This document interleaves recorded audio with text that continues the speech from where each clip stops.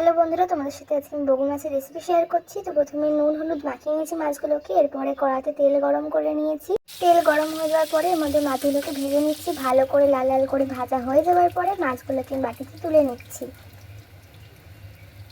এরপরে আমি রসুন, আদা এবং কাঁচা লঙ্কা নিয়ে বেটে নিচ্ছি এবং মাছ ভেজে রাখা তেলের মধ্যে একটু তেল অ্যাড করে নিয়ে তেলটা গরম হয়ে যাওয়ার পরে আমরা পেঁয়াজ কুচি দিয়ে দিচ্ছি। পেঁয়াজ কুচিটা গোল্ডেন ব্রাউন অবধি ভেজে নেওয়ার পরে আমরা আদা রসুন বাটাটা দিয়ে দিচ্ছি।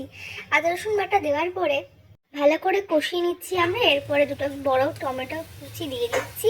টমেটো কুচিটা দেওয়ার পরে ভালো করে কষিয়ে নিচ্ছি। আবারও কষানোর পরে মশলা দিচ্ছি, লঙ্কা গুঁড়ো, হলুদ গুঁড়ো, নুন, জিরে গুঁড়ো আর ধনে গুঁড়ো পরিমাণ মতন দিয়ে আমরা আবারও কষিয়ে নিচ্ছি।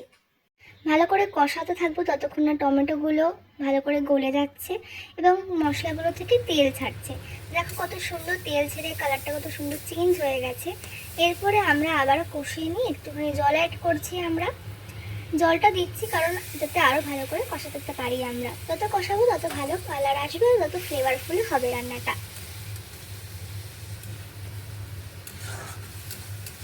কিছুক্ষণ কষতে থাকার পরে দেখো রান্নার কালারটা কত সুন্দর চলে এসেছে। এরপরে আমরা একটু জল অ্যাড করবো। আবারও জলটা বেশি অ্যাড করবো না কারণ আমরা ঝোল করবো না মাছের, আমরা একটু কষা কষাই রাখতে চাইছি রান্নাটাকে। কিছুক্ষণ কষতে থাকার পর দেখো কত সুন্দর ফুটতে শুরু করেছে আর কত সুন্দর উপরে তেলগুলো ভেসে উঠেছে। আমরা আবারও নাড়তে থাকবো কিছুক্ষণ আর তারপরে আমরা জল অ্যাড করবো বেশি করে। এটা হচ্ছে মেন গ্রেভিটার জন্য।